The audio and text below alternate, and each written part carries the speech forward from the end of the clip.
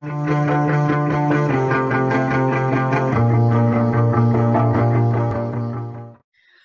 pessoal, tudo bem? Começando mais uma entrevista aqui no nosso canal e o nosso entrevistado de hoje é um ex-jogador de futebol.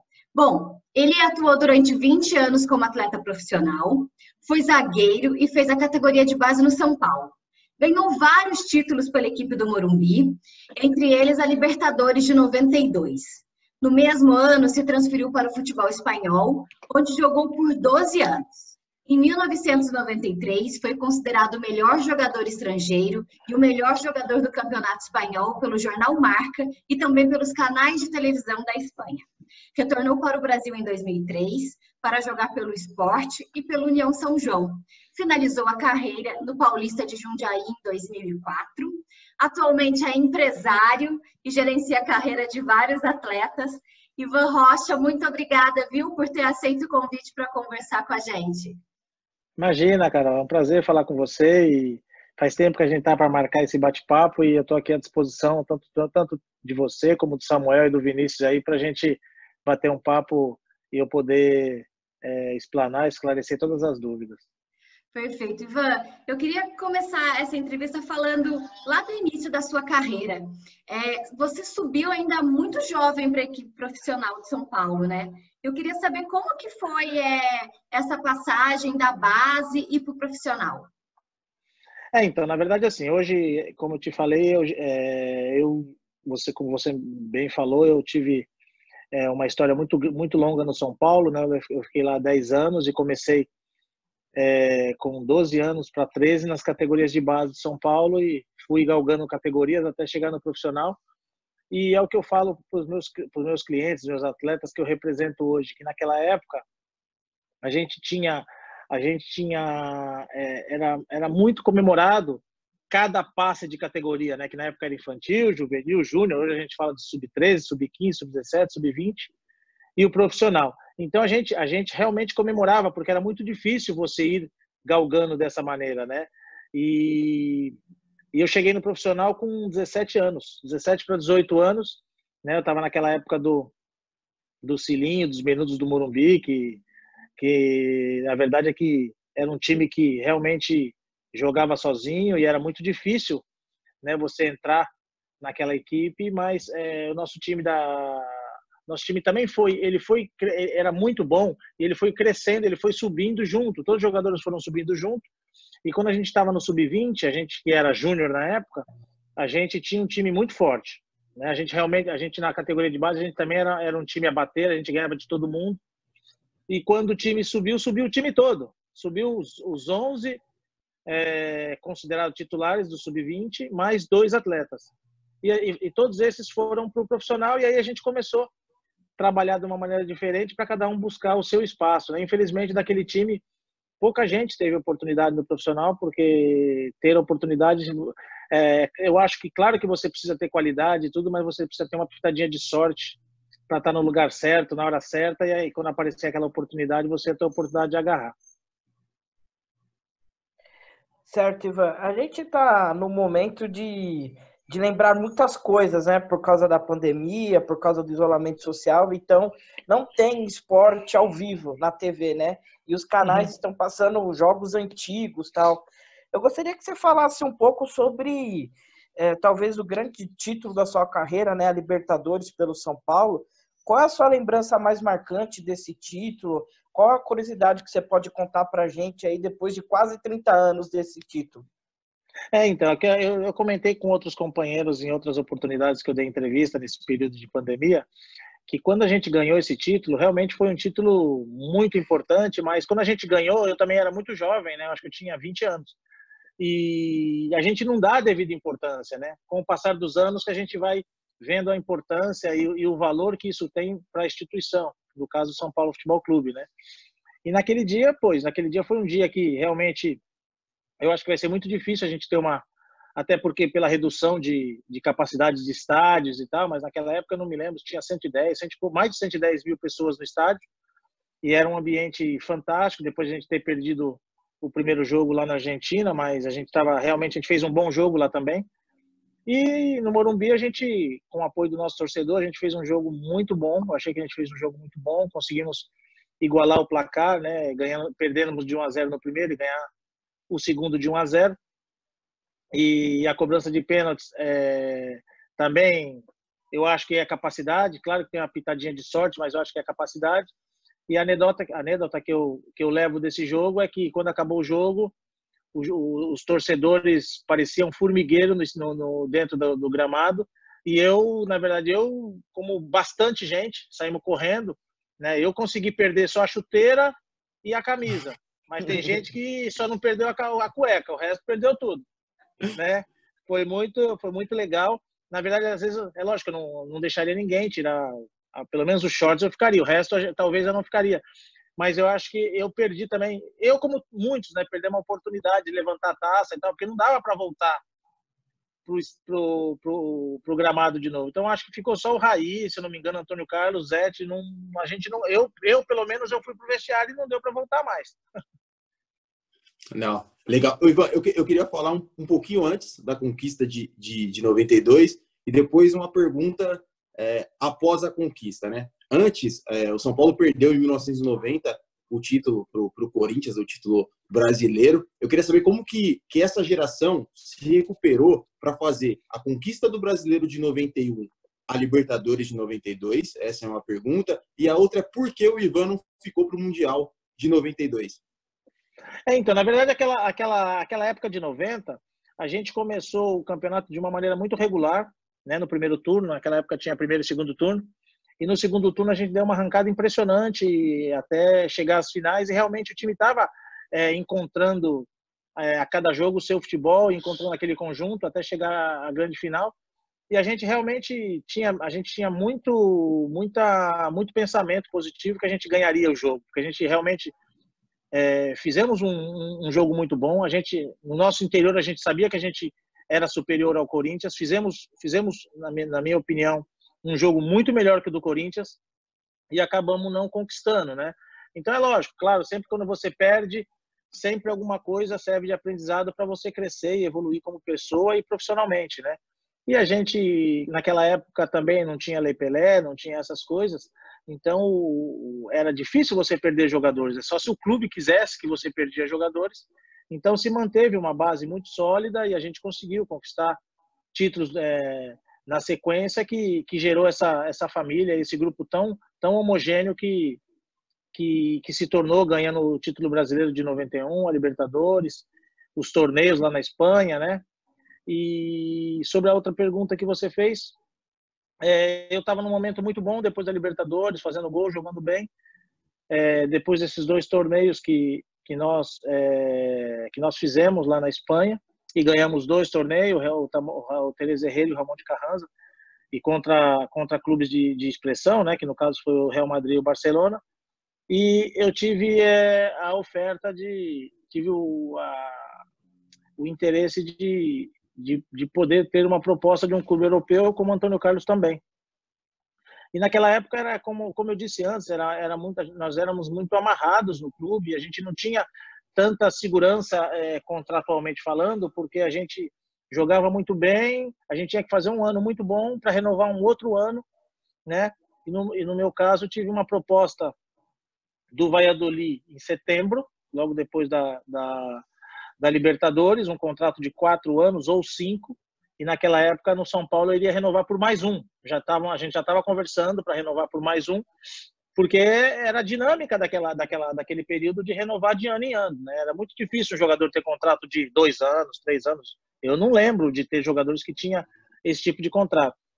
E aí o Tele Santana, juntamente com o São Paulo, eles pediram para que abrisse essa possibilidade de eu poder jogar o Mundial, até porque o time estava realmente muito encaixadinho, e na cabeça do professor Tele poderia, não pela minha qualidade, sair eu, entrar o Ronaldo Luiz ou vice-versa, mas porque o time estava encaixado. Então ele queria manter aquela base, e ele pediu contratualmente para o São Paulo, pedir para o Valladolid se eu poderia jogar e depois do jogo eu poder me apresentar, e infelizmente isso não foi possível, né, de eu poder participar do Mundial, que eu acho que é uma coisa muito, muito legal. Eu vi ontem, fiquei muito emocionado e muito feliz pelos meus companheiros, mas são escolhas, né? Não tem jeito. São escolhas e é lógico que eu não me arrepender, não me arrependo não, mas com certeza eu queria ter participado. Ô, Ivan, eu queria falar um pouquinho do Tele. A gente que não conheceu, que não trabalhou diretamente com ele, pra gente foi um dos melhores até hoje, enfim, por toda a história, pelas conquistas. Queria que você falasse um pouquinho de como que era a sua relação com ele, se ele realmente é tudo isso que a gente sempre fala, né? Sempre quando a gente vai falar de referência de técnico, a gente sempre coloca o Tele. E também perguntar para você se é verdade que ele te colocou para jogar na lateral, porque ele achava que você levava mais jeito, era bom para a posição. Na verdade, assim, eu sempre fui um atleta muito disciplinado, muito profissional, eu nunca gostei de balada, eu nunca bebi, então, assim, eu era muito regrado. E o Tele, ele era muito enfático nessas coisas com os atletas, né? E, claro, e quem ele gostava, ele era, assim, um rabugento pro bem, mas ele falava muito com os jogadores, ele cobrava muito os jogadores. Eu acho que, claro que ele teve muito mais expressão no próprio São Paulo, mas eu considero tanto ele como o Cilinho dois grandes mestres que eu tive no futebol, né? E tive grandes treinadores na Europa também, mas esses dois é impossível sair da mente, mas eu acredito que talvez o Tele esteja um grauzinho a mais, mas não que o Cilinho não fosse insistente e procurar buscar o melhor de cada jogador, mas ele era muito insistente, muito repetitivo. E ele, comigo, acho que com o Cafu um pouquinho mais, porque o Cafu ele tinha muita dificuldade de chegar no fundo, ele chegava com muita facilidade, mas na hora de cruzar ele realmente tinha muita dificuldade e foi aprimorando. Eu não, eu tinha muita facilidade de pegar na bola, eu tinha eu tinha uma técnica que o Tele gostava, né? Tanto é assim que chegou um momento que ele me chamou o Ronaldão e falou assim, olha, eu não consigo tirar vocês do time, vocês estão num excelente momento, e os dois jogam na mesma posição. E ele falou, Ronaldão, a sua técnica é bem limitada, o Ivan tem mais qualidade técnica, vamos tentar nessa posição e tal, e vocês se ajudarem. E a gente tentou e tal. É lógico que lateral corre muito mais, né? Pelo amor de Deus, quase morria. Mas, na verdade, todo mundo quer jogar. E naquele momento era muito difícil você entrar nos 11 daquele time, porque é um time que estava muito ajustado. Então eu aceitei e acho que não que eu desse sorte, porque eu também estava preparado e estava assimilando uma nova função que o professor Tele estava me dando, e eu acabei ajustando, porque como o lateral ele é muito parecido às funções do zagueiro, ele só precisa ter um pouquinho mais de poder ofensivo, mas o resto de cobertura, seja de cobertura, ajudar o companheiro do lado, era muito parecido, né? Então eu aceitei, falei professor, quero jogar, e assim, o Tele ele era muito, como é que eu falo? Ele testava o jogador na parte psicológica, tipo para ver se o jogador está pensando que o copo está meio vazio ou o copo meio cheio. Eu sempre fui um cara muito otimista. Eu falei, vamos, professor, vamos tentar, que eu acho que pode dar certo e tal. Aí eu falei, na hora de voltar e tal, porque de repente eu não tinha tanta capacidade física como o Cafu tem, né? É lógico, eu tinha uma boa capacidade de resistência, mas para jogar de lateral, como o Cafu, não dá. O Cafu é o concurso, é o único. E aí o professor Tele falou para não me preocupar com isso, que quando eu estivesse defendendo, eu fazer bem a linha de 4, e quando podia atacar, esquece de defesa, que o Pintado daria o suporte daquele lado, e aí foi como da maneira que funcionou, porque eu não tinha, quando eu atacava em velocidade, eu não tinha tanta obrigação de voltar no mesmo ritmo que eu fui. Então isso foi uma postura tática que ele adotou, que realmente no meu caso funcionou, porque eu voltava pelo meio e o Pintado já estava ali fazendo a cobertura no setor e a gente estava sempre coberto. Então foi uma dinâmica que a gente testou, né? E eu joguei mais de um ano nessa posição e a verdade é que deu tudo certo. Certo, Ivan. Ivan, no começo do programa, a Carol falou da sua passagem pela Espanha, né? Que você chegou até a ganhar um prêmio individual e tal. Só que uma das coisas que que destacaram da sua carreira na Espanha. Aqui no Brasil foi o pênalti perdido. Se eu não me engano, já faz uns 20 anos que tem esse pênalti, foi bastante repercutido na época, tanto é que eu comentei com o pessoal que eu lembrava desse pênalti com clareza, de tanta repercussão que teve. E aí eu queria que você falasse um pouco sobre a repercussão desse pênalti lá na Espanha, né? Como que repercutiu lá. E gostaria também que você falasse também das coisas positivas, né? Abrangesse um pouco mais, falasse com um pouco mais de detalhes das coisas positivas que você fez lá na Espanha, na sua passagem na Espanha. Tá. Primeiramente, vamos falar desse pênalti, porque, na verdade, assim, inclusive, um amigão meu, se não for o meu melhor amigo, tá entre os melhores, ele, na época, ele me chamou e falou que estava passando no Fantástico. A cada comercial do Fantástico, os caras passavam o pênalti que eu errei. A cada comercial do Fantástico. Então, assim, passaram, sei lá, 10 vezes durante o domingo à noite, enfatizando a parte negativa. E ninguém procurou saber o porquê aconteceu aquilo, né? Então, assim, e eu também não falei, porque, assim, na verdade, eu não dava... Eu sempre achei que aqui era muito buscar situações para vender jornal do que outra coisa, né? O que aconteceu, na verdade, foi o seguinte: eu estava no Alavés, o jogo foi Alavés e Valência, eu já tinha 6 gols no campeonato, eu era o segundo artilheiro do time e eu era o batedor oficial, tanto de faltas, escanteio e pênaltis do time, né? Pelo meu índice de acerto que eu tinha nos treinamentos. E 15 dias antes desse jogo, o gramado lá, porque lá chama Vitória, a cidade, é País Basco, e é muito frio, e chega a nevar. A grama estava muito ruim. E teve uma época que o Atlético de Madrid, ele comprou gramas holandesas, que ela vem em rodelas, você joga como se fosse um tapete, e você seca ela com um helicóptero. Vocês podem puxar no Google que eu estou falando aí, que é verdade. Para quê? Para que a grama, ela sente, ela não levante, né? E o que aconteceu? O Atlético de Madrid adotou isso na Liga dos Campeões e o Alavés também comprou essa grama para tentar fazer... porque na verdade, nosso time no Alavés era muito bom, mas a gente sofria muito por jogar, a gente tinha muita dificuldade de jogar em casa. Então, os jogadores alegaram que tinha que trocar a grama, porque a grama não estava do jeito que a gente achava que era bom para praticar o bom futebol, e eles fizeram esse investimento e trocaram a grama toda do mesmo jeito que o Atlético de Madrid fez e secaram com helicóptero, né? Jogaram adubo, jogaram as rodelas, são gramas holandesas que vieram de avião, num frigorífico, todo um processo. E eles fizeram, o campo todo ficou maravilhoso. Só que as áreas, tanto a área que a gente estava defendendo como a área que a gente estava atacando, não batia o sol, independente do helicóptero. Então, ela não grudou muito.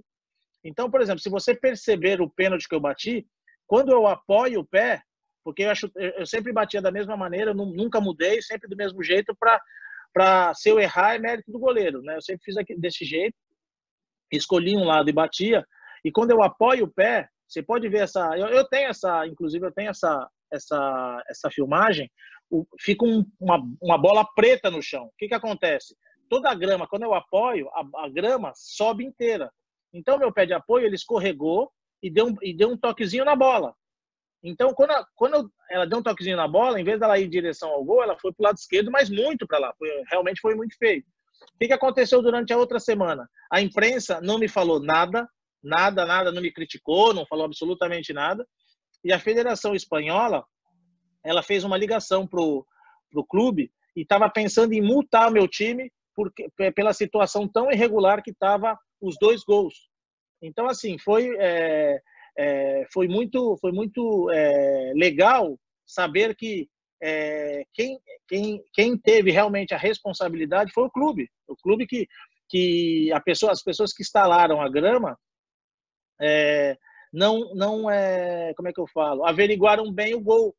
Você olhando de longe estava maravilhoso, era um tapete mesmo. Só que realmente a grama ela grudou no estádio, no campo todo, estava maravilhoso. Mas na área pequena e até o pênalti assim perto da meia-lua estava tudo muito solto, né? E eu inclusive já estava buscando um lugar legal ali e tal, Mas como eu ia chutar forte, quando eu apoiei o pé, infelizmente, meu pé afundou, levantei tudo e deu errado. Mas, assim, claro, eu fiquei muito chateado, fiquei triste e tal, mas graças a Deus, o clube em si e a imprensa do país não me jogou a culpa, entendeu?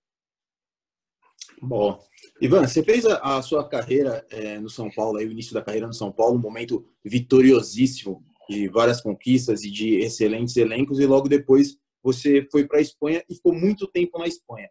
Hoje, a gente vê muitos jogadores do Brasil se transferindo para vários lugares da Europa sofrendo com a adaptação, mesmo com toda a tecnologia, com tudo que a gente tem hoje, que naquela época não tinha. Como foi sua adaptação na Espanha? Na questão do sofrimento, do contato com a família que ficou aqui, que também era outros tempos, né? Hoje leva-se todo mundo para lá e você meio que consegue se organizar lá. Como é que foi a adaptação na Espanha? Na verdade, quando eu fui, eu era casado, né? Eu tinha um filho, meu filho tinha 2 anos, 2 meses. Ele nasceu em julho e nós somos em outubro. Tinha 2, 3 meses, né?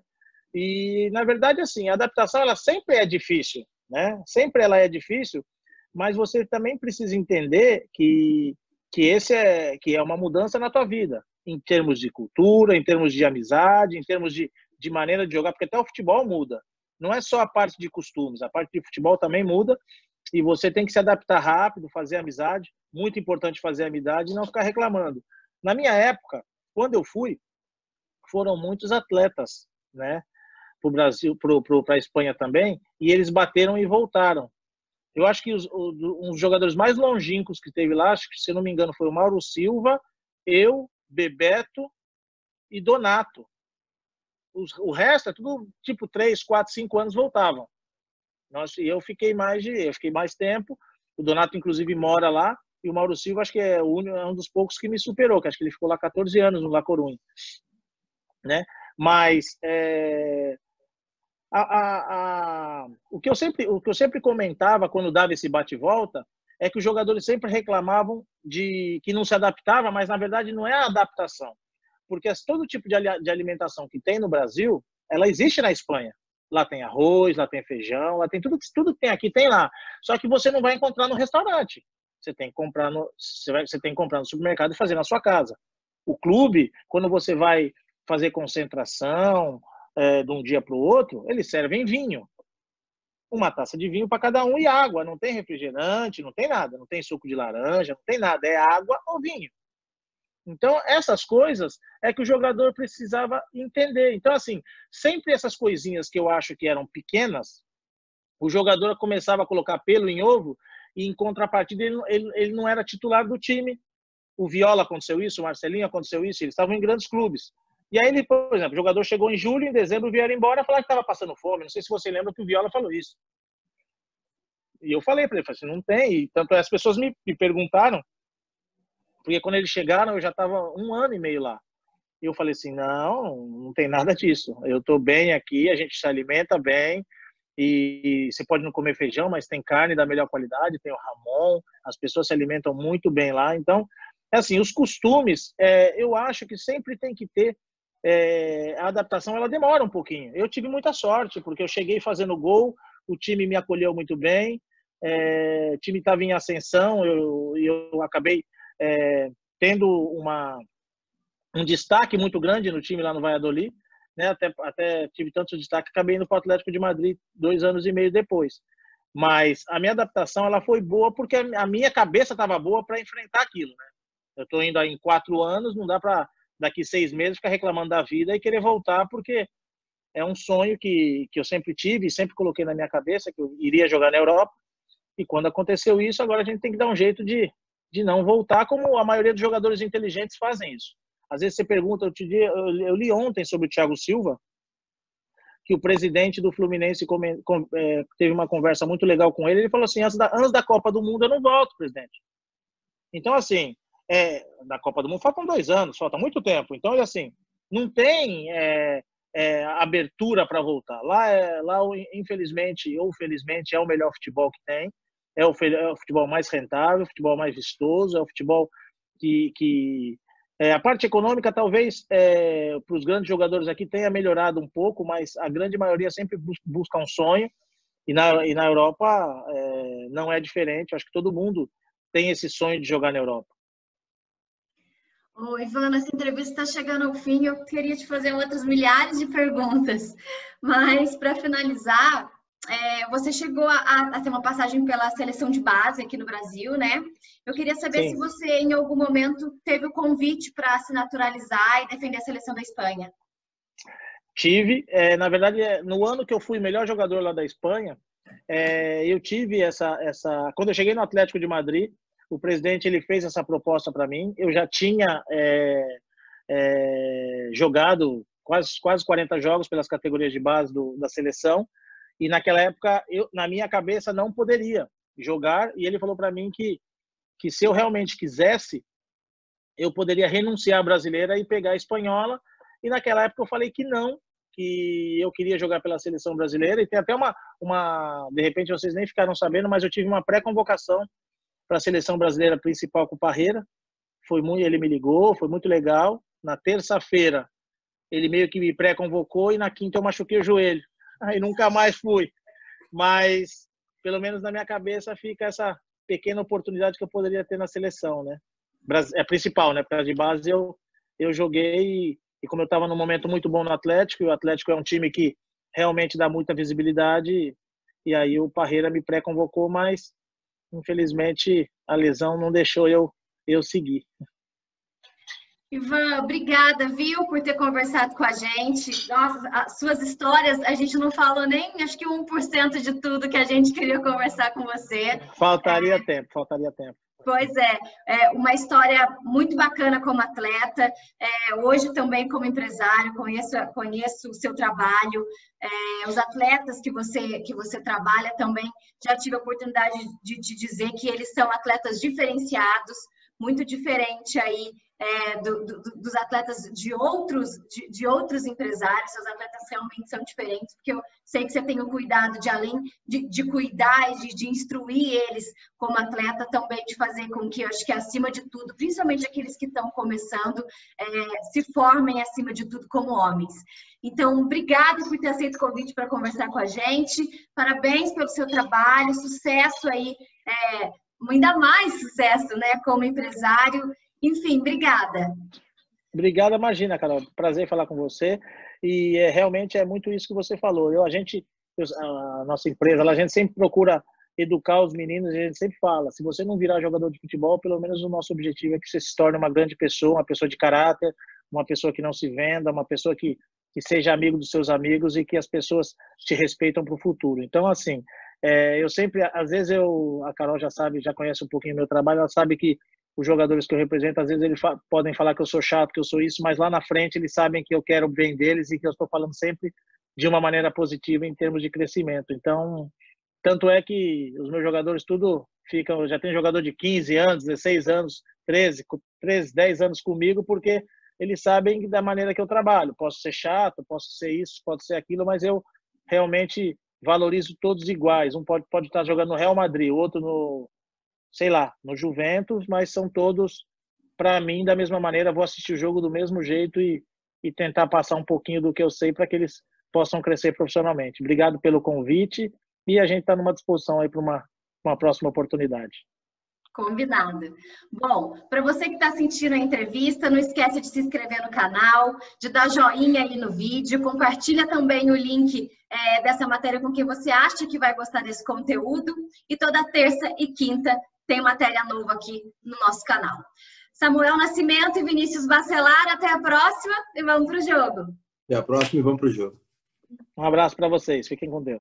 Pose tão sexy durante a entrevista. Nossa, tava mesmo, eu quase te mandei mensagem.